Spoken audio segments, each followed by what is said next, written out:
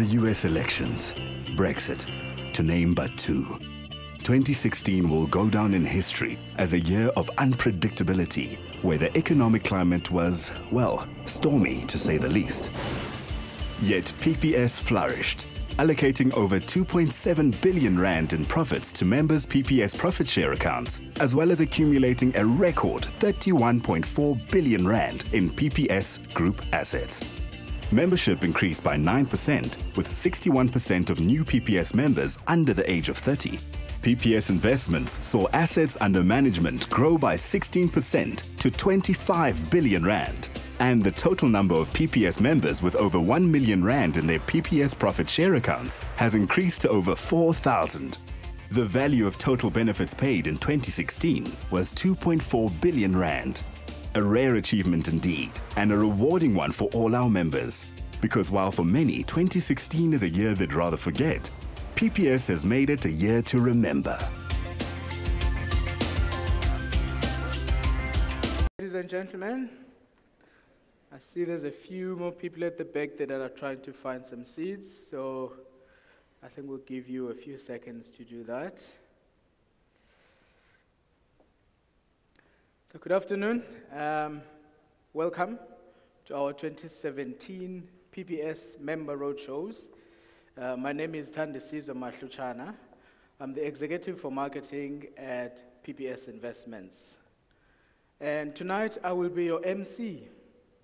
Now, ladies and gentlemen, MC doesn't stand for Manchester City in this case, nor do I like the team.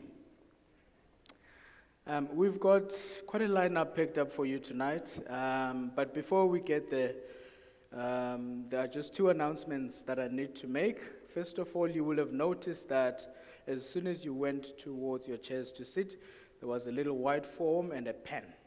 Now that's there to make sure that if you have a question and you'd like someone to get back to you or phone you or come and see you, please fill in that form and someone will get back to you, phone you, or come and see you as you would have requested. So those forms are on your seats. The second announcement is that PPS wants to make someone tonight a little bit richer. They'll be giving away a voucher with 2,000 rands tonight, and I have it here in my pocket. If you want it, all you have to do is interact with us on social media, and those are the details there. But it's a little bit more than that. If you want to qualify to win this unit trust voucher, you have to post something. You have to make sure that your post has a photo, so include a photo. Last but not least, your post has to have the most likes.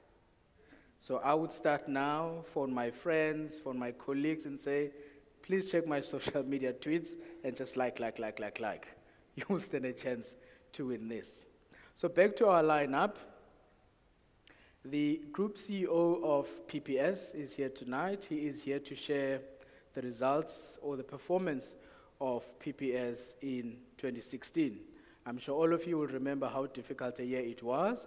So it's basically here to give you a full account of how the business did. Now, as a member-owned organization, it is very important to us to make sure that we give you a full account of our performance year on year. We've also got a keynote guest speaker whom I will introduce before he comes up to speak, but basically he's here to share his insights on the political climate in the country. I'm sure once again you guys will agree that it's definitely an interesting time at the moment. There's been lots of questions asked about our leadership, etc., etc. So without any further ado, ladies and gentlemen, please help me welcome the CEO of PPS, Mr. Izak Smit. Ladies and gentlemen, good evening. A warm welcome to all of you. It's very nice for us to spend time with our members, and this roadshow gives us exactly that opportunity. We appreciate the time that you've taken out of your busy diaries to join us tonight. I've got the perhaps more boring part of the conversation, talking about numbers. Numbers quite exciting to accountants. I myself from the actuarial side don't know if it's so exciting for everybody, but I do believe that a lot of the numbers that we do have to share with you is quite exciting. It's good numbers. You've already had a preview there, and I'm sure many of you have already gone on our website looking at our numbers. In fact, on the PPS website, our whole annual report with lots of numbers in it. Now, talking about annual reports, Warren Buffett, the famous investor, the billionaire, once said, in an annual report, there are usually two numbers that you can really, really believe. You can trust them. The one is the dividend number, because that's going to be cash in the bank, nothing more, nothing less. That's going to flow. And he said the other numbers in an annual report that you can believe are the page numbers. I said the rest you must take with a little bit of a pinch of salt, you know, these accountants. In fact, talking about Warren Buffett, about 2 weeks ago, you know, when he shares the Berkshire Hathaway numbers, it's a big thing there in Omaha in the States. 30,000 plus people come together. It's a big stadium. Now, apparently the other day, you know, Warren Buffett's partner is Charlie Munger. Now, Warren Buffett himself is 86 years. Charlie's a bit older. He's, I think, 93 or something like that. And apparently 2 weeks ago, when they had the big gathering, they asked Charlie if he's got a wish, what that would be. And he said, "Oh, if I can only be 90 again." So still going strong. I think that is if you really enjoy what you do, and we see it with a lot of our members as well in the professions. You know, they keep going, and they indeed enjoy what they do. All right, PPS, I was very privileged to take over from Mike Jackson last year when PPS celebrated its 75th anniversary. PPS was founded way back in 1941 during the Second World War. Interesting time to start a business. So we are almost 76 years, and during that period, I don't think much have changed in terms of our core purpose. At PPS, you know, the big thing that we do is really to protect the dreams of our members, to give them financial security in times of need. When something happens to them, we are there to make sure that their income is protected. Protecting their dreams. Lately, it expanded a little bit from not only life assurance and on the medical side, but we started also increasing our scope. Almost to the day, about 10 years ago, we started PPS Investments. And I'm going to say a little bit more about that during my presentation. But we also increased scope. Under Mike's leadership, we also branched into short-term insurance. In fact, today we are actually one of few financial services entities in the country that actually caters for the full spectrum of financial services. Short-term insurance, long-term insurance, also financial planning, all that. And later I'm going to say a little bit more about that. But I guess if you take all of that into account, it's more than only protecting dreams. It's also helping our members to live the kind of lives that they want to live. That is how our financial planning guys like to frame it.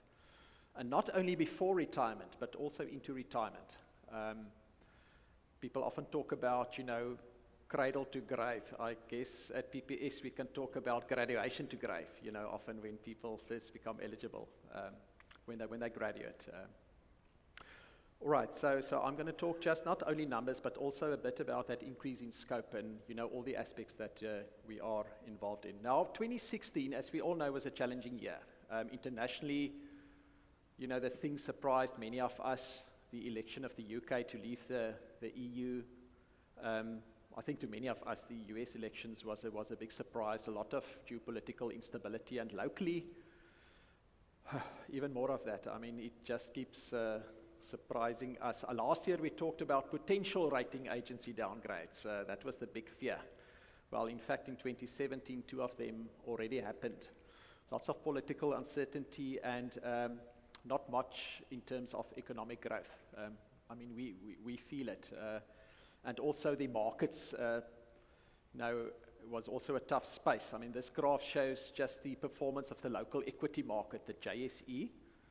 That arrow there shows the 12-month period, start January to end December last year, and with lots of volatility, but basically flat. If you add dividends, there was a real return of, or a return, rather, a nominal return of just shy of 3%. So in fact, if you look at what the asset classes did last year, they're on the far left side, local equities, just shy of 3%. Interestingly enough, the best performing asset class were local bonds. Few would probably have guessed that at the start of 2016, but local bonds yielded 15%. But most of the other asset classes, single digits. And surprisingly, the rand strengthened last year, which means that international assets, most of them delivered negative returns. So, and also when we talk to our asset managers looking forward, they also say, look, they don't expect, due to the lackluster environment, political uncertainty, not lots of, in the sense of economic growth, returns are probably going to stay single digits for the foreseeable future. So quite a tough environment, and yet, despite that backdrop, the numbers surprised us. It surprised us as a management team at PPS when the numbers started coming in January, February. And I hope it surprised you also as our members to the upside. And one kind of ask why, why? Despite this, did the numbers actually pleasantly surprise us? And I think some of it is to do with our unique model at PPS. As you know, we are a mutual. We operate under the ethos of mutuality, and hence we've got a bit of a longer-term perspective. We're not driven by short-term profitability, having to report to shareholders every quarter. I think that longer-term perspective does stand us in good stead when the environment gets a bit tough. In fact, PPS is today the biggest mutual on the African continent in insurance. So I think that mutual model helped us a lot in 2016. And just to remind you how that model works, our unique model, well, you see, like any other insurance business, we do get premiums in our life and short-term business. That is not different. I mean, our members pay premiums. Like any other business, we pay claims, valid claims, and that is what we are there for, to protect our members' dreams. And like any other insurance business, we also have expenses in running the business. And as far as that is concerned, our board that gets elected by our members keeps a good eye on that, on us as a management team, that we run the business efficiently. In fact, they set certain targets for us. Our expense ratio, all our expenses in the business as a percentage of premiums is below 15%, which is a fantastic number. In fact, it came down last year, one of the reasons why our bottom line looked good. But yeah, we have to pay expenses in terms of running the business, and we also have to make provision for future payments that we have to do. In other words, we have to set up reserves. And then premiums, less claims, less expenses, less increase in reserves. That gives the bottom line, as the accountants call it, profits. Now, if we were a business owned by shareholders, a portion of that profits would have flowed to our shareholders in the form of dividends. But the unique model that we have at PPS is that all profit over the regulatory capital, or the capital that we have to keep for regulatory purposes, the rest we declare to our members in the form of, in additions to profit share accounts. And that is the operating profit number there. But also, we earn a return on profit that they have accumulated in the past. And that also gets declared every year to our members. So both the investment return on previous years' accumulated profits, plus the profit of the particular year, in this case 2016, all of that goes to our members in their profit shares account. So let's look at what those numbers were. So if we start with the operating profit that that number, the operating profit number. Up 17% last year. So despite that tough environment, our bottom line increased 17%, which we are very, very proud about. So it increased to 1.2 billion. If we just quickly look at how that number evolved over time, the last 10 years from 2007, it basically trebled. Way back in 2007, 400 million. Last year, 1.2 billion. So that is that one. The investment return number, that was especially the one that was a pleasant surprise. Our investment return increased 33% to 1.5 billion. Now we must remember that this number will, to a large extent, depend on what markets do. You know, remember that bar graph about what the different asset classes have done? I mean, that drives this number. But obviously, you know, you need good asset managers, and we have indeed very good asset managers, well-known brand names that we employ to look after our members' assets. And they run good balanced portfolios. But yeah, we were pleasantly surprised by that 1.5 billion. Again, if we just look at the picture over time, the last 10 years, as I say, it will be a bit more volatile because it depends on the markets. There are very good years and there are not so good years. If you think about the financial crisis, the big recession of 2007, 2008, tough times indeed.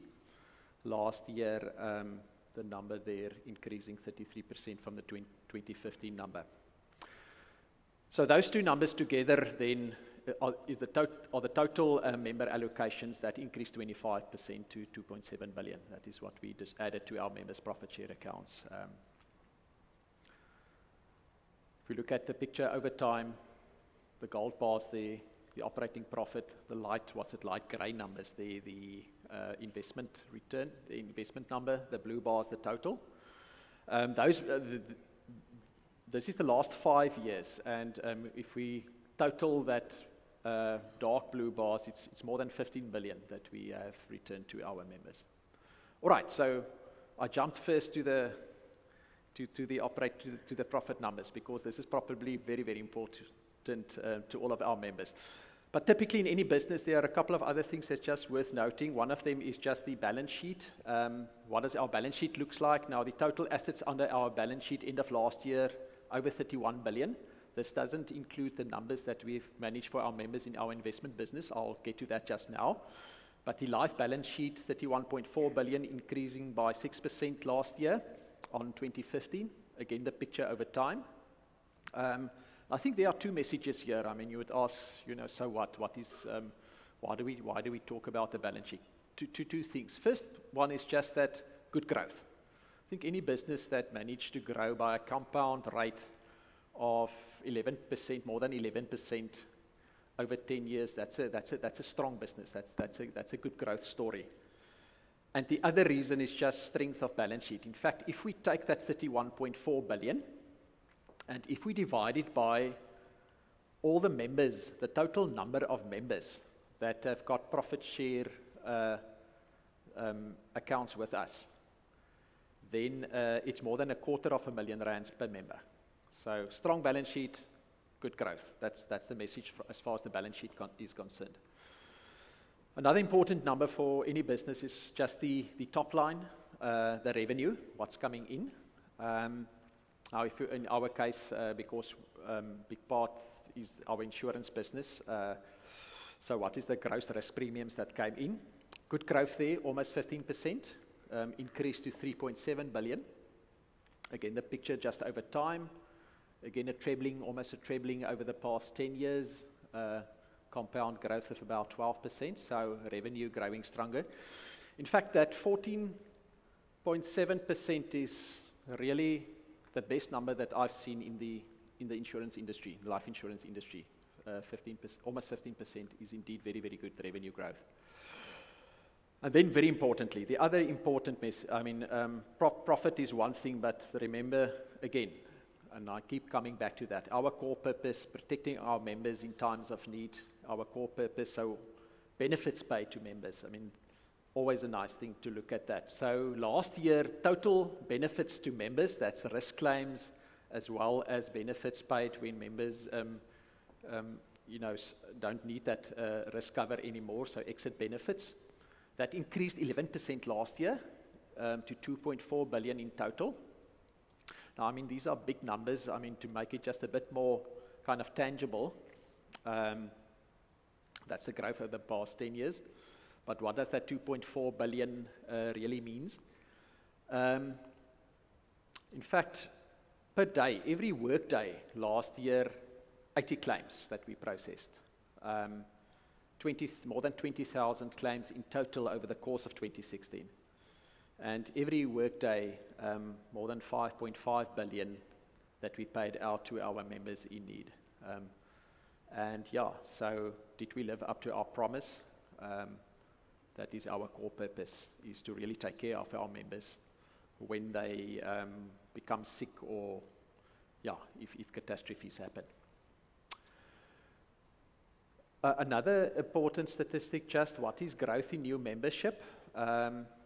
Because a healthy business, we always like to see our membership grow. Now, last year, the new members joining us was 9% up on 2015. And the other very important statistic is that many of those new members joining us were youngsters, typically people who first become eligible for membership, 20-somethings after graduation. More than 60% of our members actually under the age of 30. So coming back what I've said earlier, from graduation to grave, we like to have long-term relationships, and our core purpose is to help these people throughout working lifetimes and even indeed after retirement. All right, so those are the most of these numbers that I've shared with you is the life insurance business. But just remember what I said earlier, the scope of PPS has expanded, fully fledged financial services provider. So if you just quickly have a look at our subsidiaries, if we start quickly with the investment business, as I've said earlier, now almost 10 years. Assets at PPA Investments last year up 16% to 25 billion and is still growing strong. We've seen good growth again this year. And new business inflows last year, 3.5 billion. Now, the other night we had a presentation. We started our member roadshow in Johannesburg last week. My wife was there, and it was just the next morning I asked her, I said, sweetie, what can you remember of the numbers last night, just to test her a bit? And she said, I can remember it was quite good numbers, but there was 1% number in there that probably wasn't so good, was it, you know? I said, sweetie, that is actually quite a good, you know, in an environment like we had in 2016, to still have net inflows of 3.5 billion, that is actually not bad at all. However, there's so much scope. I mean, if we look at the members, how many of our members are already with PPS Investments? 32,000. And I mean, the growth looks good, 12%, but there's still such a lot of runway ahead of us. I mean, in the life assurance business, almost 130,000 members that have got participate, that have got life insurance products with us. So 32,000 is like a quarter of that. I mean, this glass is only a quarter full. And again, later I will say a couple of just reasons why it makes so much sense for you also to entrust PPSI with your retirement savings. I'll come back to that, because there are good reasons indeed. PPS Investments also start to contribute profit to our members. I think it's one of the few businesses in South Africa that I can think of where if you take product there, you get the product benefits, but you also share in the ultimate profit of that business. I think the only other way to get it is you buy shares of pure asset managers. So PP Investments growing strong. Healthcare administrators, 30 million that they contributed to our profit for our members. They manage 3 schemes, by the way. I think the well-known one is ProfMed, and the next slide I'll just share a bit of the ProfMed numbers with you. But there are also 2 other schemes that PPS healthcare administrators do the administration of. If you count all the principal members for all those three schemes together, it's almost 150,000. So it is quite a big business indeed. But if you look only at Profmet, at the end of last year, touching 32,000 members. In fact, now, early this year, it climbed to above 32,000. It's a growing business. Last year, almost 5% growth. That's very pleasing because healthcare or medical aid in total as an industry is actually shrinking. There are many medical aid schemes where more members exit than new members joining, and that is usually not a good thing for a scheme because often the members exiting are your more healthy lives and the members staying behind the not so healthy or more older lives, which means that often your premiums or your contributions that you have to make into those medical schemes increase. And then more healthy lives leave, and it becomes kind of a bit of a death spiral. Profmet is not in that space at all. In fact, it's one of the most healthy schemes in the business. It's growing strong. In fact, the average age of members in Profmet is continuously decreasing. And that's a very healthy situation to be in. Also, it's well capitalized, so we are quite proud of the Profmet performance and the growth in Profmet. And then our short-term insurance business. At the start of 2016, we started underwriting short-term products. We launched a personal lines products in March last year.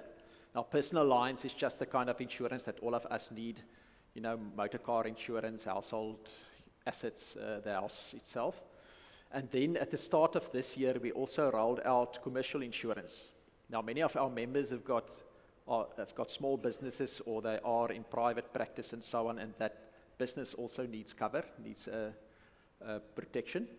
So both personal lines and commercial now. And there are a couple of reasons why PPS short-term insurance also make a lot of sense. Well, first of all, it is indeed a very good risk pool. We see it on the life side. I mean, our target market, graduate professionals, typically more responsible people. It is a healthy risk pool, and we expect the same is going to come through in the short-term side as well, which basically means lower premiums.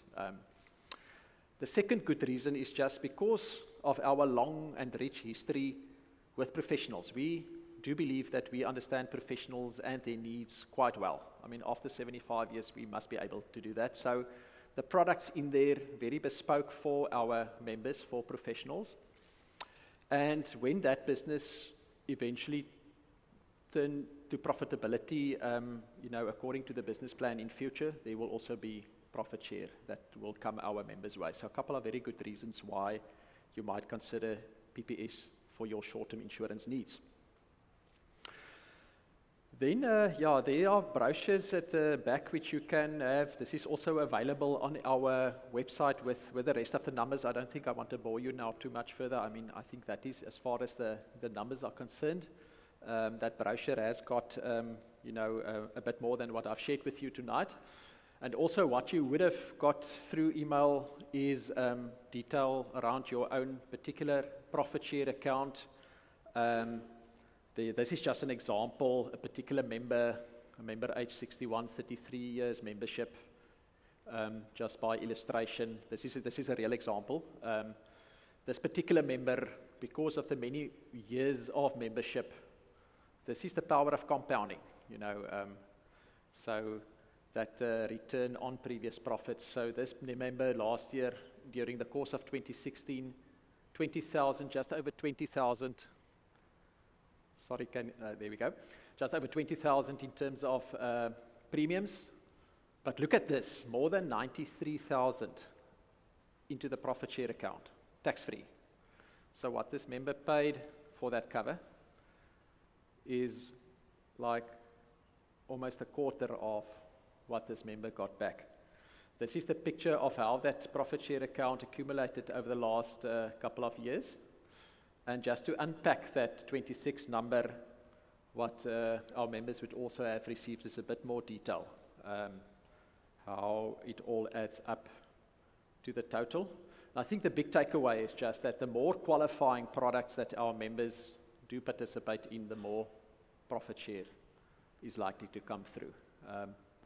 So the more the more of your that you take up with PPS, the bigger the potential for this profit share to grow over time. What you will also find in that little booklet is just what we always like to each year is to take a couple of examples of members who have retired, retirement age, the years of membership, total premiums paid over their whole lifetime with us. In fact, if you look at a particular example, this medical doctor, so 67 at retirement, 44 years with us, 1.78 million in terms of all the total premiums paid over the course of that 44 years. Profit share account built up to more than that, 2.3 million. And over and beyond that, this medical doctor, of course, also enjoyed cover throughout that period, and claims paid over the course of those years, 377,000. And as you probably all know, one of the principles of PPS, any claims that we do pay has got zero impact on the profit share account. So it's not like something will disappear if you claim. You know, that is not one of our principles. All right, to close off, just a couple of words on some of our new initiatives. Again, I mentioned earlier, in terms of scope, covering the full, all aspects of financial services. So one thing I just want to, coming back to PPS investments. Now, PPS is not, in fact, new, as I've said, around us with 10 years, but not all of our members always know or appreciate that PPS, it makes a lot of sense to invest with PPS investments, and especially those profit shares when it comes now to retirement, when our members don't need that cover anymore, and when they can take those profit shares. A lot of the time, these profit shares have built up to meaningful values, and it is a very valuable source of funding for post-retirement expenditure, all right? Now, that post-retirement expenditure, a good idea is to take that profit share account and just to transfer it into PPS investments, into a vested profit share account. So in other words, the profit share is now vested, it is yours, and but you invest it at PPSI, and there's a couple of reasons why it makes good sense to do that. First of all, it's very tax efficient. It is housed in a endowment policy, a mature endowment, which your financial advisors will explain to you. It is actually quite a good tax wrapper to keep that investment in. That's one reason. It's tax. There's a tax reason. The second one is you've got access to it to withdraw as you need that money to boost your income. It's a low-cost structure, very important. Remember, costs, everything that goes into cost, into expenses, isn't there to accumulate further. So the lower the cost structure, the better the return on that investment. And big investment choice. It caters for all the risk-return trade-offs, from more stable, lower risk to those investments with a bit more volatility but more potential for longer-term growth. So all the risk-return trade-offs are there, managed by, again, the household names that we partner with.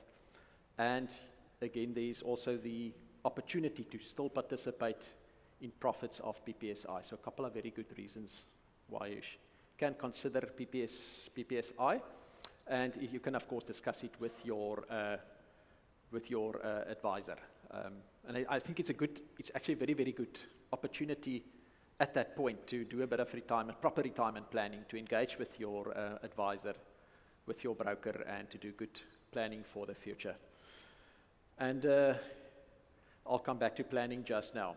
PPS Fiduciary Services is really the new initiative that we have just launched. Now, if we say fiduciary service is a bit of a big word, but what it really is it's wills, it is trust and estate planning, it is wills drafting, safe custody of wills, and then estate execution. So PPS Fiduciary, we've just launched it. At the back there's information on that. In fact, there are a couple of stalls there at the back. I see some of you have already visited it, but I would encourage you after the presentation that just to walk through. It gives you lots of information about all our different businesses. but fiduciary in particular is a new, it almost complete our full array of financial services. PPS fiduciary, and then finally just financial planning. Not so new, we've rolled this out about a year ago, a little bit more than a year ago, financial planning, but just a couple of words on this. PPS financial planning, I think there's like two promises to our members. The first one, it's professionals talking to professionals. It is our members, professionals, talking to professionals in financial planning. These guys are postgraduate qualified, like you, but they are just qualified in financial planning, postgraduate. So first of all, professionals talking to professionals. The second important thing is not a sales exercise at all. There's no black ink that needs to get dry on a dotted line somewhere to make the business model tick. You pay a fee for a particular intervention, so there's no sales pressure, I think. And because there's no product implementation, what is nice at this actually works in harmony, in tandem, kind of, with our external business partners, our brokers. Because if you engage with this, if you make use of PPS financial planning, and let's say you get it, you need more cover, let's say. And when you ask that person, can you now implement it for me? It's going to say, no. It's going to corrupt our model. But, take this plan and take it to your person that usually helps you, and he or she will be able to implement it for you. So it's not a sales exercise at all. I think it's a very, very valuable service to our members. And over the past year, we just saw the growth in that. It's a real need out there. And this business is growing strong. But I would encourage you to make use of this. And you still have your normal person, that can help you with implementation. Just a couple of words more on this financial planning aspect, just to share with you. This is a slide that we've just put in to show. This is research that was done by the Global Financial Planning Institute. I know it's a bit small, you probably cannot see exactly, but what they've got here is different countries. That is South Africa. And what they've done is they've just asked, what is the reasons to work with a financial professional? And there's a couple of reasons, but the ones that came out most strong is actually financial planning. So clearly a need for long-term planning. However, when we look at how many people do have a long-term plan, in other words, retirement plans, and actually very few. 1 in 3 in South Africa, that is South Africa there. So the message here is an absolute need for it, but yet few people actually do that. And we've seen in financial services, the one very, very important thing that get people eventually to financial independence is actually proper planning. I mean, of all the things, it's not the products that you choose so much, it is just working with somebody, a coach, a mentor, somebody that can help you in terms of financial planning. So ladies and gentlemen, that is me, that's the numbers. Just to re-emphasize once again, all the various aspects of financial services, we are now covering the whole spectrum: planning, the insurance part of it, investments, short-term fiduciary, as well as healthcare administration. And I would encourage you to explore the stalls there at the back. And that is the message from us. So our purpose, we'll stay true to that, helping you to protect your dreams and do that planning and allowing you to live the kind of lives that you want to live. That's us. Thank you so much.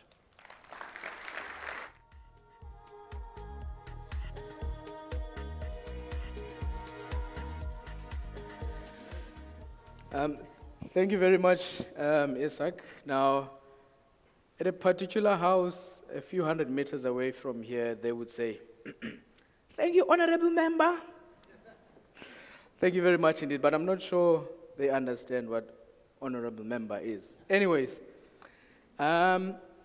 before we call our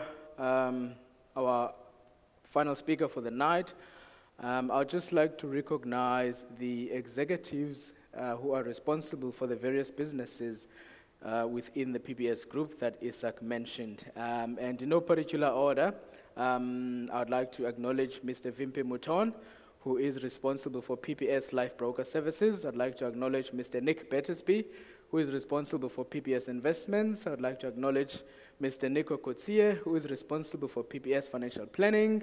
I'd like to recognize Mr. Roy McMurchie, who is responsible for PPS Fiduciary Services. I'd like to acknowledge Mr. Nazir Hossein, who is responsible for PPS Short-Term Insurance, and Mr. Herr Hoffman, who is responsible for PPS Healthcare Administrators. Now, they are all here. As Izak mentioned, there are stores at the back there. They will be there waiting for you to go to them, have a chat to them, ask them any questions you want to understand about the businesses, and please don't hold back on the difficult questions. Sorry. Just another reminder, I'm sure now you've got about 30 minutes to enter the competition, to walk away with that unit trust voucher worth 2,000 rands. Remember, all you have to do is engage on social media, post, take a picture, include it in the post, and make sure that by now I'm sure you would have called your friends and family to like your post, and you will stand a chance to win. And we've come to the second final speaker for the night, Justice Malala. He is a political analyst.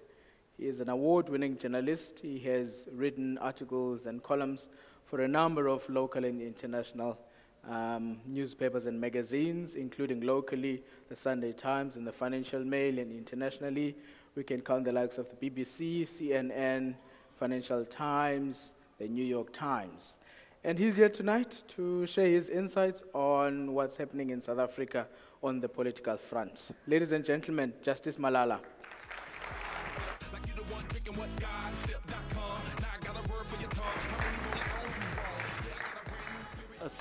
Thanks so much for a lovely introduction.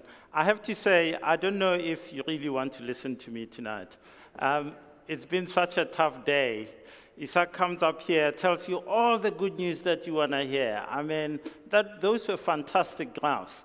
And then, you know, Justice Malala comes on, and I talk about... I mean, how do you end off a night with such great results? It's something, it's hard. But that's politics in South Africa. It's non-stop. Every day now, there's something in the newspapers, there's something on your front page. It's always telling you something, and many of us sit there and say, oh dear, what does it mean for me? You had all those fantastic results from Izak, and then you think, is it going to affect me, my money, my savings, my investments? And we all worry about it. It is something that all of us are going through. Every day now you look at the value of the currency and you think, ooh, is something going to happen that's going to make it even get worse? It has an impact on the economy. All these shenanigans and what happens in the house not far from here, will we have 1.5% growth this year? Will we repeat the paltry 0.3, 0.4% that we had last year? And so politics affects all of us. It's not just our domestic situation, it's the world as well. What Donald Trump says shakes us, shakes the world. What the Brits are doing, whether it's Brexit or something else, has a huge impact as well. And so we all sit there and we worry about politics. No, let me go and read the year in review because it's much better than talking about politics. Is it going to end? I don't think so. I think that we are in a spiral of news that's going to have an impact on our politics. What if the Constitutional Court says there's a secret ballot? What are the implications of that? What impact will it have on the currency, on the economy, on your investments, and so forth? We know what it's like when you have sudden political events. We were all around on December 2015, and that had a major impact. That one act led to the currency taking a beating. It led to all kinds of people saying, where's South Africa going? Is it going to work? And so forth and so forth. And so all these things have a major impact. The one thing you can say is that we won't put you to sleep here in South Africa. Our politics are exciting. They're every day. It's all go, and it's all go, and it's all go. But yes, it does make us depressed. So today I'm hoping to do something, two things for you. The first one is, and the guys who started the insurance wing at PPS will tell you this. The Scandinavians have a saying, it's, there's nothing like bad weather, only bad clothing. And if there's anything I can leave you with today, it's to hopefully give you some political clothing to be able to weather the storms that we face now and will likely face in the future politically. We can't change much of the things that are going on. Time, some other efforts will lead to that, but we can at least try to understand what is going on and whether it's going to have a major impact on us and what that impact will be. So if there's anything I'm going to do for you, I'm going to give you some tools on how to worry properly. Because I think many of us worry in a way that is just not productive. How do I worry? What do I say when I go home and speak to my wife, my family, my brothers, my sisters? I always say, let's try for two things. There are things that I think we should worry about, and there are things that I think are just political noise. Political noise is the substantive stuff. It's when a politician stands up, sees a microphone, and speaks into it because they want to win an election. They will say things, and then tomorrow, nothing. Absolutely zero. The institutional uncertainty, the institutions are what I think we should all worry about when we worry about South Africa. If the institutions are under threat, if something is changing in terms of the institutions, then all of us have to jump up and down and say, not in my name, not in my country, let's do something about this. So what are the institutions I refer to? Last week, many of us sat there and watched as the Constitutional Court deliberated, asked the advocates questions about what do you mean, what do you want on the secret ballot issue. When you see that and you think, oh, those justices of the court are going to sit there and consider this and say, this is the right thing. If you have trust in them, then you're saying, wow, that's fantastic. If today I say something nasty about a political leader that you love, and you say, no, justice defamed him or her, and therefore he should be sued, you're saying a judge will listen to you and will listen to me and come to a fair conclusion. But if you sit there and say, no, justice is rich, and he's connected, and he's famous, and he's also a member of PPS, if you say the law works differently for some people and not for others, then you're saying that institution has fallen. And if that happens, then we all have a problem, because there's nothing that regulates my conduct in terms of your conduct that says this is right, this is wrong. And then we should all worry. But most of the time here in South Africa, we like to follow the noise, the institutional stuff. So think about a bit of noise that we followed over the past few years. That's a lovely house. It's not the house you were talking about, but it's still a lovely house. They did some work on it. You know, you have to put money aside. You have to put money aside for that sort of thing. So they did some work on the house, and now it's a very big house. It's a lovely, massive, huge house. And so everyone talks about that house. You go to Parliament, your favorite politician talks about it. But be careful about what is going on here. I'm one of those people who believes that we should talk about Nkandla and talk about Nkandla and talk about it again and again and again. But are we talking about it because if I say Nkandla, everyone in the room starts saying, oh, it's terrible, oh, it's justice, yes, no, we must do something. And I get popularity and I get votes. Is that why we're talking about Nkandla? And do we forget about it when an election has come and gone? For me, we have to be careful about Nkandla because it speaks to actually the institutions and the capability of the state that we live in to work. And this is why I think we should talk about Nkandla.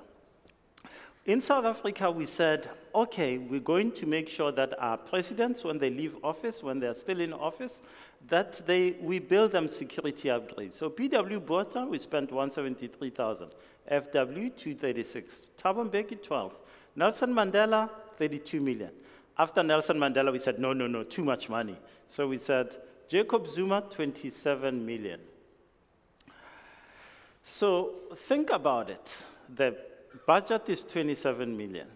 And then someone comes over and says, oops, we're a bit over budget, it's 30 million. What happens at the Department of Public Works? Someone says, okay, it's fine. And then it goes to 35 million. Then it goes to 40. Now, imagine if Izak and all the guys at PPS said, oh, we have a budget of this much, or we'll spend 30 million rand on a function in Cape Town.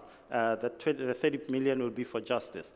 And then justice comes and says, 35 million, and it's, oh, okay, 40 million, oh, it's okay. 45 million, no one says a word. With this project, it went to 100 million. No one said a word.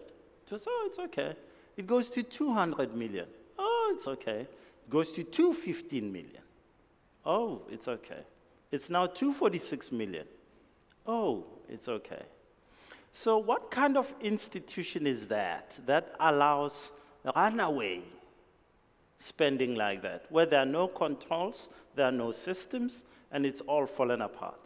So what I'd like to hear one day is a politician saying, we need to fix the institutions. We need to fix what happened at the Department of Public Works. Because tomorrow, you will be working with Public Works. If you want to buy a property in the city, you'll probably have to deal with Public Works. And do you think you'll get that piece of property if that's what happens at Public Works? And for me, this is fundamental. So the next time someone stands in front of you and says, oh, Nkandla and so forth, say to them, oh, have we fixed what happened there? The fact that you can just spend as you like, you can just do whatever you like. Because Jacob Zuma is going to leave the stage one day, but my daughter will still have to go to Public Works and work with Public Works. Do I want her to work with an institution without systems, without controls, that just does what it likes? No, that's the institution. So next time a politician says in Nkandla, say, are we fixing that? If they don't say anything about the system itself, about the institution, then, you know, just go about your business.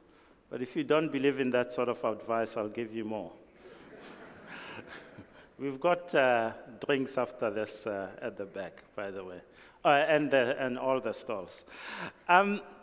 What's happening with our politics? Why are we in such turmoil in South Africa at the moment? For me, there are three key factors that drive our politics today. The first one is that for 23 years, the ANC has been one united, largely united force. Over the past 10 years, that ANC has been falling apart, it's been fraying, and at the moment, it is at its most divided it's ever been.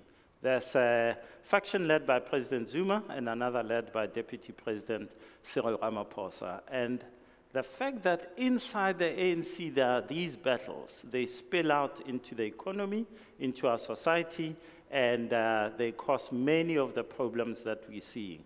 What is happening at Eskom?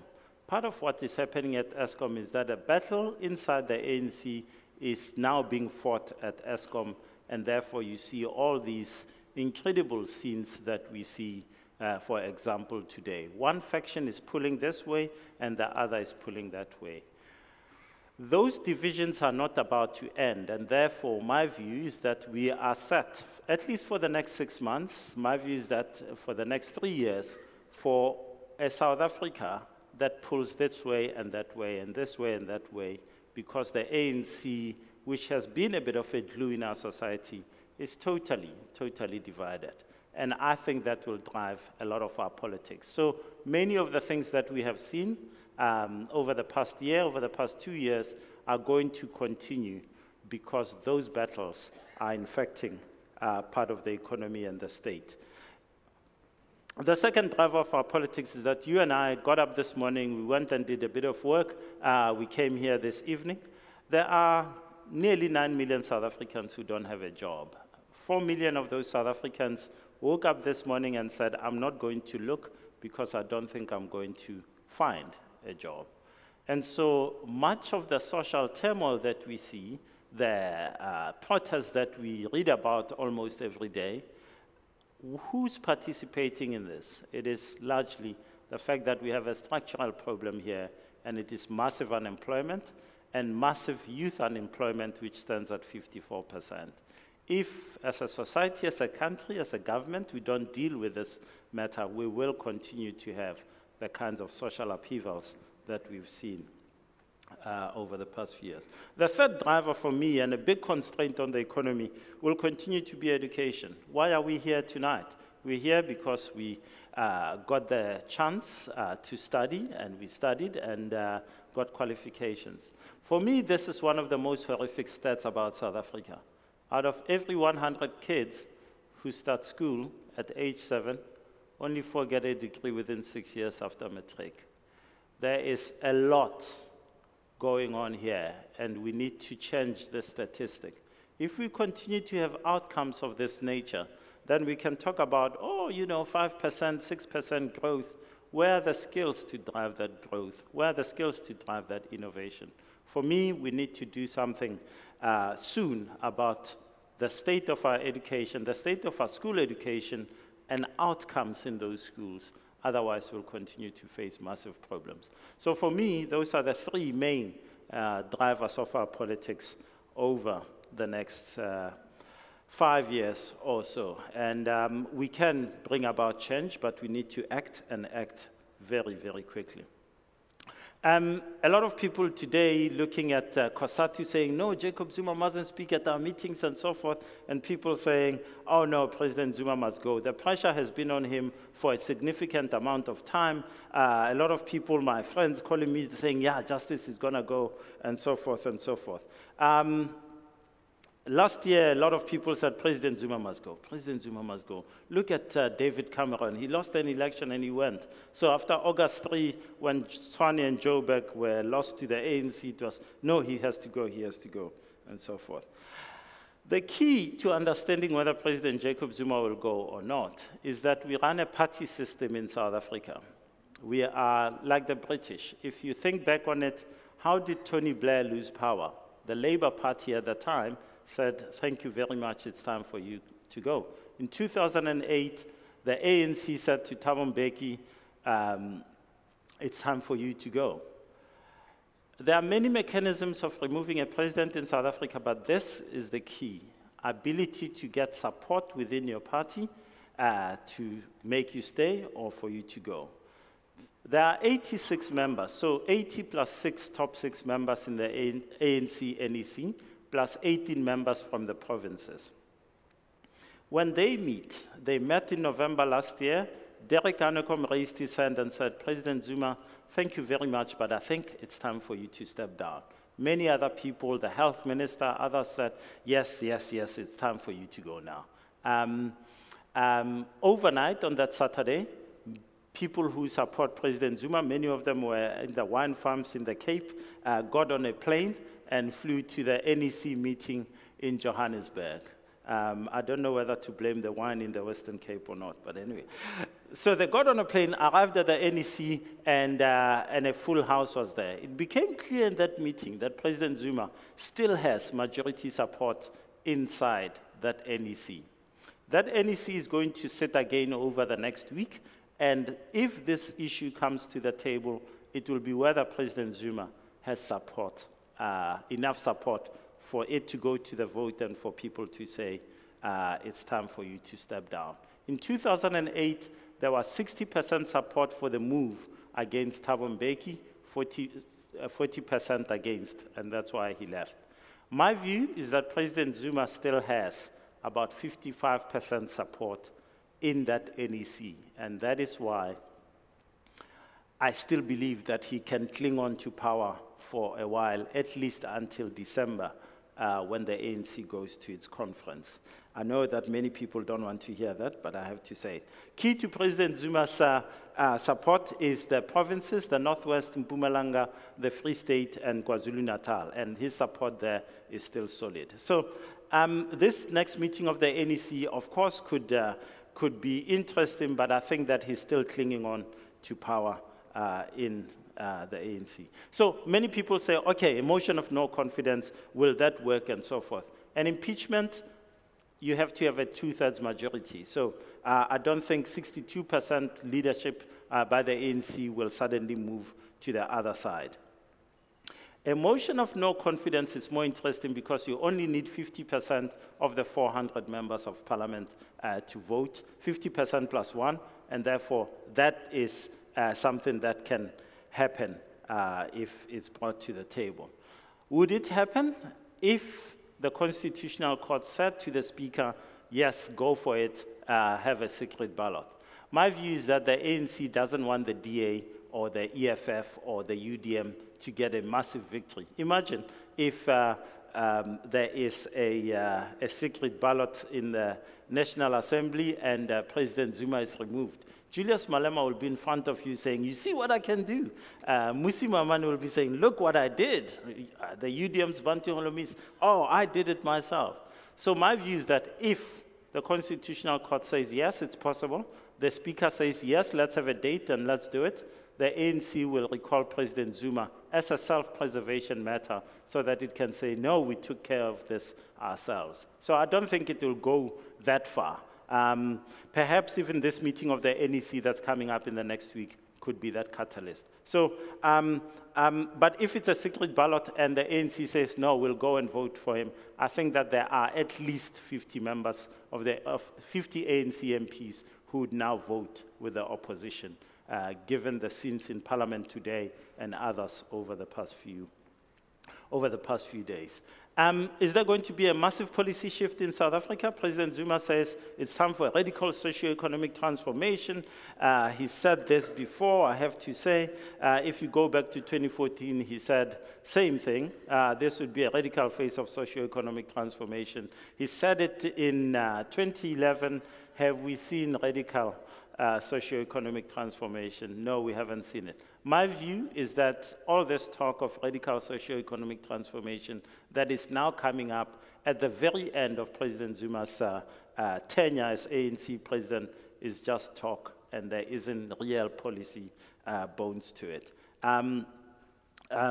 My view is that all of us should watch the ANC policy conference in June. I think that there will be some movement on the issue of land. I think that land was going to be a major policy discussion point over the next 10 years in South Africa, whether it's expropriation without compensation or just some of the legislation that's coming through. But I don't think radical socio-economic transformation is really something that has been thought through. What are the things that I think have been positive about South Africa over the past year? All of us look at the bad stuff and so forth, but there are things which I believe if we started doing and doing correctly, we would go back to winning ways as a country. The first one was that after December 2015, when Nhlanhla Nene was fired and the rand plummeted and people said, what's happening with this country and so forth, business leaders got together and said, we must speak to the president. So in January 2016, you couldn't land your private jet here in the Cape because 100 business leaders flew from Joburg and elsewhere in Cape Town and met President Jacob Zuma and Pravin Gordhan. It was a fantastic meeting. Two things came out of it, a jobs fund and an entrepreneurship fund, and the beginnings of labor, government, and business working together. If you go to all the notes by Moody's, Fitch, S&P Global, all of them said the reason why we don't downgrade South Africa at the time in 2016 was because, one, business, labor, and government were beginning to work together, and that's why we had minimum wage and so forth without COSATU matching. Secondly, they said the institutions seemed to be working. If this relationship had been preserved, then I think that we'd have continued to avoid a downgrade. One of the things that happened with the recent cabinet reshuffle is that it's been blown apart. Business is saying, President Zuma, how did you do this? How can this happen? And President Zuma is looking at business as an enemy. If we bring it back together, I think that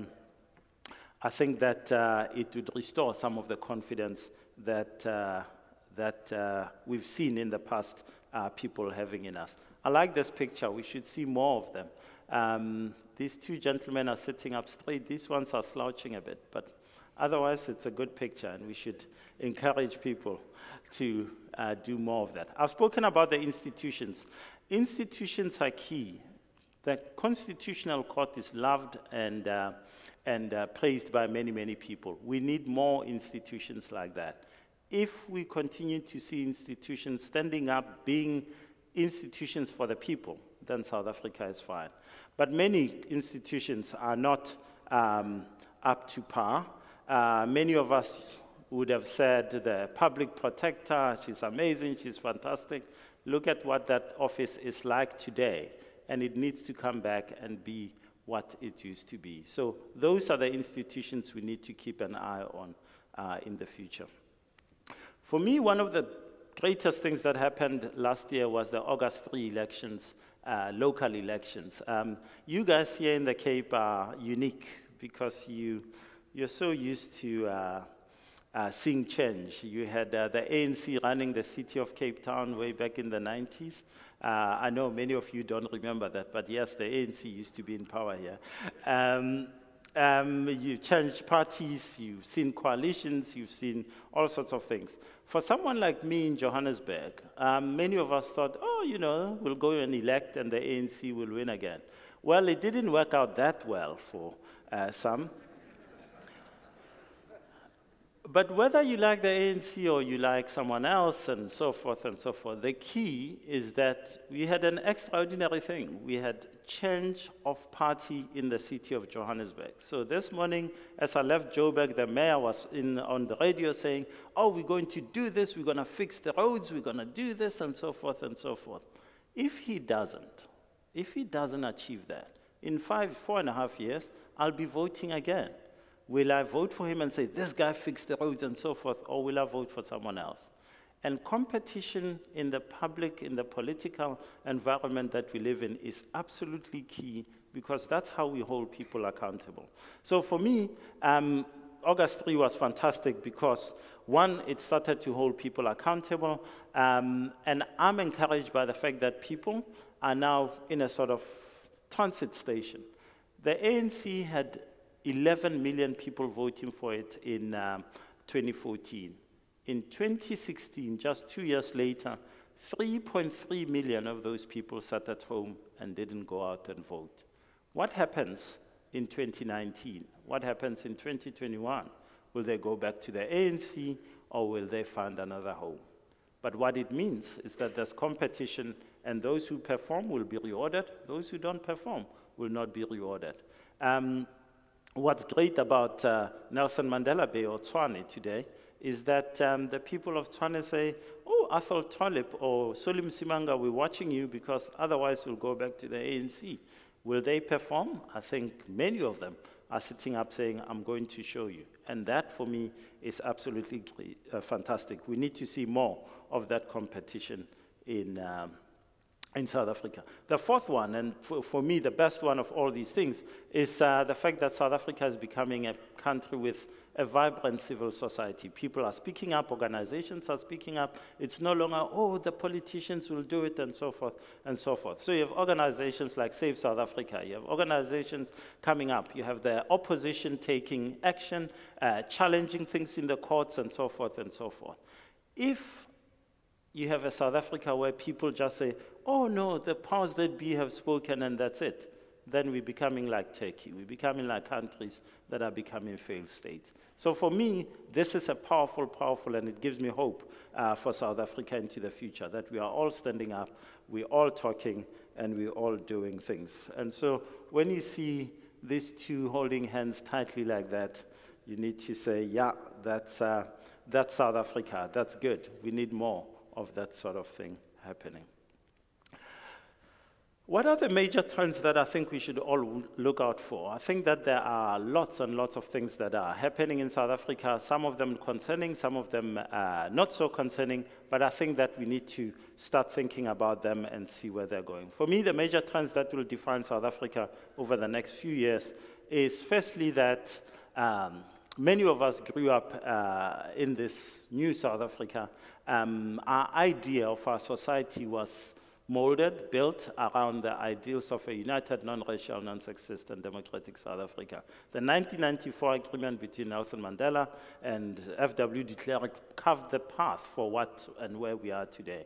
Young people at universities, the fullest movement is challenging all that. They look at me and say, Justice, you talk about one person, one vote, you think we should be grateful. What about the economy? What about inequality and so forth and so forth? I think this is going to be a major trend in South Africa.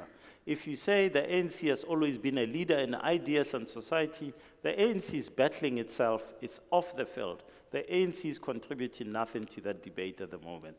And so it will be up to society to begin to talk about these issues. A major trend will be the rise of civil society, the fact that power doesn't lie in one place. We no longer look at the big men. It's power is everywhere. Think about the Fees Must Fall movement. It managed to get President Zuma to freeze fees for 2016. Think about when Nhlanhla Nene was fired, business leaders stood up and said, no way. And we had Pravin Gordhan come in. So citizens are getting more powerful, and that makes for a very loud environment. And so you're going to be concerned because people are speaking and so forth. For me, the more people speak truth to power, that's a positive thing. And I think it's something that we should welcome as a trend. I think that business is going to come under pressure, not just from parties like the EFF. I think that the political environment is beginning to look at business and say all sorts of things. This is a picture from when the EFF marched on the Johannesburg Stock Exchange. And one would have thought, oh, you know, this is a far-left party, and it will, it's putting pressure on business because that's what far-left parties do. But the ANC Youth League has been interesting. Soon after this march, the ANC Youth League said, oh, the EFF can be better than us, we're going to march as well. So they decided to march on Standard Bank in Johannesburg. The Standard Bank head office is slam bang on Sawa Street, Pixley Sakasima Street, which is where the ANC head office is. So the guys left the ANC head office and started marching towards Standard Bank. But they managed to get lost, which I thought was an amazing thing to be able to achieve. They did find an ATM, and things were okay after that. Leadership matters in my view. The right leaders in the right time are what we need. We've seen this in examples in the 90s here in South Africa. So where will the ANC go in terms of leadership? There are two main contenders in my view. Cyril Ramaphosa, lots of people love him and say, oh, he speaks so well, he's a professional, he's got a graduate degree, he's a businessman. It's great. A lot of people like Cyril Ramaphosa. The other contender is Dr. Nkosazana Dlamini-Zuma, who's the former AU Commission chair. There are many other contenders in the ANC for leadership. My view is that the key is who pitches up at the ANC conference in December, where 4,500 to 5,000 delegates will choose a new leader. You and I might like Cyril Ramaphosa or might like Nkosazana Dlamini-Zuma, but those 4,500, 5,000 delegates will be the people who choose. At the moment, KwaZulu-Natal sends the most delegates, and those delegates will be key. So KwaZulu-Natal is a key province in this contest. If KwaZulu-Natal goes united behind Nkosazana Dlamini-Zuma, she's already ahead. Mpumalanga, the Free State, Northwest, also back her. The Youth League, the Women's League also back her. So in my view, at the moment, she is most likely to win because she's got more support than everyone else. Another contender who is not backed by any bloc, but a lot of people are speaking to him as a compromise candidate, is Zweli Mkhize. And it will be interesting to see whether his campaign becomes more meaningful over the next few months. Cyril Ramaphosa has a chance, but he absolutely has to start working hard on provinces like the Eastern Cape, up there, which is the second biggest. He has to work hard. He's got Northern Cape and so forth. If he does that, he's still got a chance.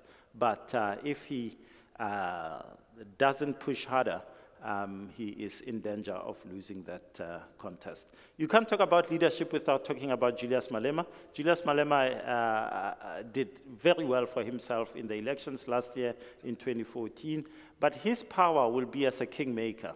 In Johannesburg, in Gauteng, for example, I think that the ANC will lose in the 2019 elections, and the ANC will start looking for a partner. And it will go to Mr. Malema and say, oh, you're one of us. Wasn't it nice when you were in the ANC, and so forth, and so forth. The DA will go to him and say, we can do this. Look how well we've done in Joburg and Tshwane, and so forth, and so forth. So what he can get for his participation in any government will be key in the future. You can't talk about Mmusi Maimane. You can't talk about the future without talking about the DA. The DA went from 1.7% nationally in 1994 as the DP to 27% last year. Even with the problems that it has with tweeting. Sorry, are you all tweeting, by the way? At PPS Roadshow, hashtag PPS Roadshow. The DA has some problems with tweeting, but I don't think that's going to hold it back from growing over the next 2 years up to the 2019 election. I do think that the ANC is most likely to win the national election in 2019 and will lose Gauteng, probably the Northern Cape, as provinces. I think a real election in South Africa will take place in 2024 only at the national level. But I think some change will come in 2021 in the local elections, and I think 2024 is when we'll have possibly a coalition government ousting the ANC in national politics. The trajectory nationally internationally has always been about 30 years for liberation movements. Only the Congress Party in India has managed to stay in power for longer, unless you become a dictatorship like my friend north of here, Mr. Mugabe. What are the scenarios that I think are coming up? Jackson Tembi says South Africa, the ANC is in danger of losing in 2019. What happens if it doesn't want to do that, and so forth and so forth. My first scenario is that we all, things get worse than they are at the moment, and we're going down the slippery slope, and South Africa becomes a failed state. I put very little probability on this, and that's because the key to this is that all of us keep quiet, that we all shut up and people stop engaging publicly. That is not happening in South Africa, and I don't think a society that pushes back against power is one that becomes a failed state.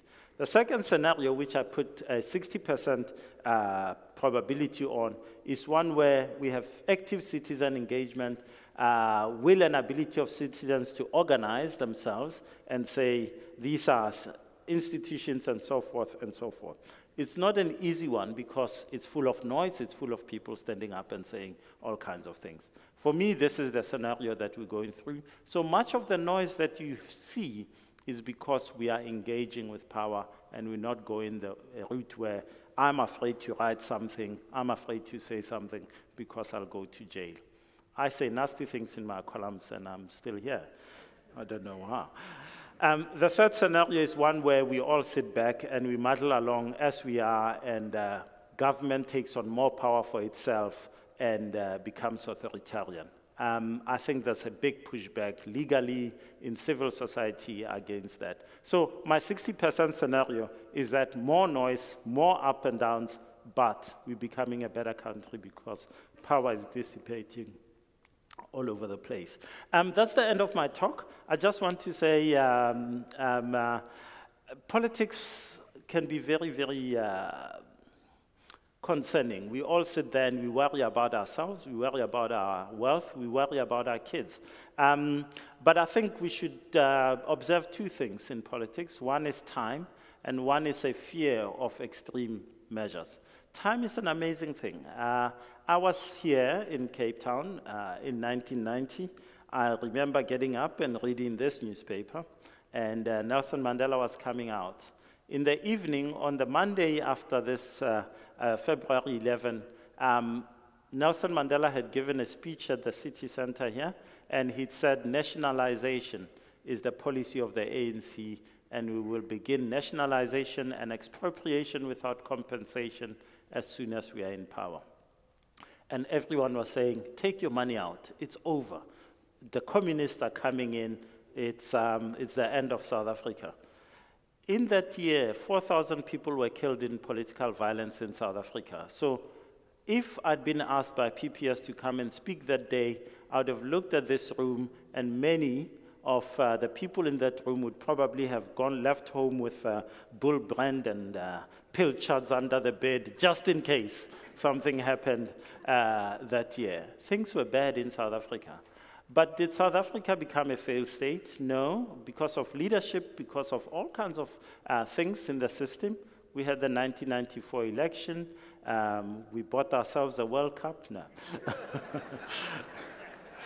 And we went on to do many, many fantastic things. So time sometimes levels out many of the fears that we have. And I think that much as we are going through a tough time, I think that there's possibilities in South Africa for a very, very positive outcome. And it depends on people engagement, on active citizen engagement in South Africa. A lot of people say we go in the Zimbabwe way. I just want to say, this man has the most fantastic skin. Are there any doctors in the house? What's he using? Robert Mugabe came to power in 1980. So many of you here were not born. You went on to primary school, university, and you've joined PPS, and he's still in power. What's going on there? And a lot of people say South Africa is going the way of Zimbabwe. They point to other leaders on the continent, Obiang Nguema from Equatorial Guinea. They point to Angola. Eduardo dos Santos came to power in 1979, and they say that's where South Africa is going. I just want to say that's not where we're going. Nelson Mandela came to power in 1994. After 4 years, 3 years, in fact, he said, I'm done here. I want to spend time with the kids. And he left. Thabo Mbeki came in, people said, oh, he's so fantastic, he's got 2 degrees, he can join PPS, it's amazing. And the ANC said, no, it's time for you to go. And in 2008, he didn't say, no, this is unconstitutional. He knew we ran a party system, and he left. You all remember your 3rd president. That's Kgalema Motlanthe in power for 9 months, and Jacob Zuma in 2009 won. And we now have Jacob Zuma. And what is the talk today on the radio this afternoon? Oh, will Zuma go? Will he stay? Will he go? He'll stay. President Zuma is on his way out. He will not have a term beyond 2019 if he survives that far. So unlike Zimbabwe, unlike many of these countries, we've changed presidents. We are beginning to change parties. And my view is that our democracy is becoming a far more complex and sophisticated democracy than many of those countries. So I don't think we go in that way at all, and that's because we vote. Some time back, I was asked by a friend of mine to come watch rugby with him. I don't know anything about rugby, so I said no. He said, no, there'll be beer there, so I said yes. So I arrived at his house, we watched the rugby. It was the first game of the Rugby World Cup a year and a half ago. And it was the Springboks playing the first game of the Rugby World Cup, and we played against Japan, and it was great. We had a few beers. End of the game, oh, it wasn't too good. We lost to Japan. My friend was devastated. He starts weeping. I say, man, it's just a game. He says, how dare you say it's just a game? It's time for you to go. I say, David. He says, no, go. So I left. I see him at school. I say, David, how are you doing? He says, Justice, don't even talk to me. And that's the end of the friendship. 4 days later, he calls me and says, Justice, come watch some rugby. So I say, no way. He says, no, there'll be beer, and then I'm there. We watched the rugby. It's Springboks against Scotland, and what do you know? Wow, fantastic. The Springboks win.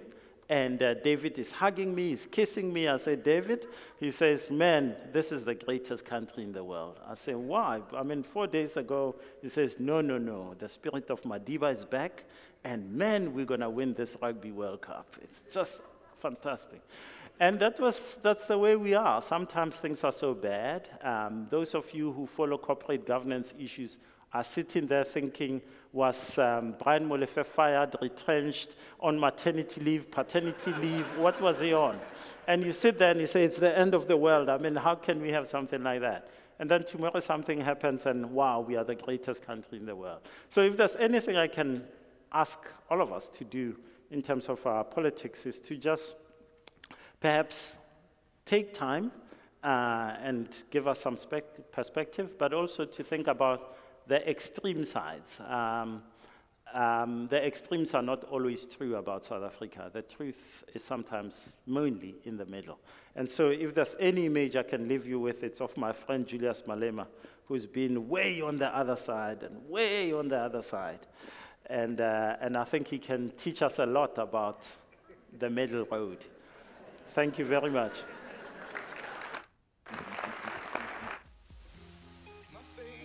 Thank you. Wow. Oh, thank you very much, Justice. I nearly called you Julius Malala. Kidding. Thank you very much to Justice. I think that was a very interesting talk and some interesting sides. I think now we have a better perspective of the mechanics of our country, which is always a good thing. Ladies and gentlemen, we have officially come to the end of tonight's formalities.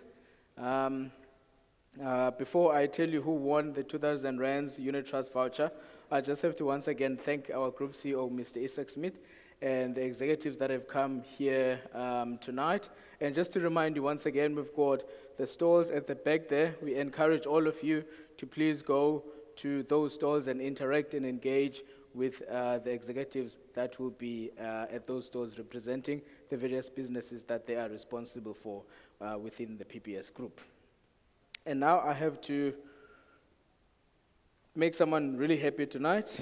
We've got a winner of the Unit Trust voucher that PPS is giving away tonight with 2,000 Rands.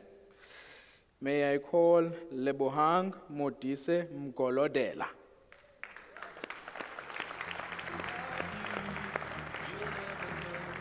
There she is. Come out. Okay. You can go up if you want. I think he wants to take a picture.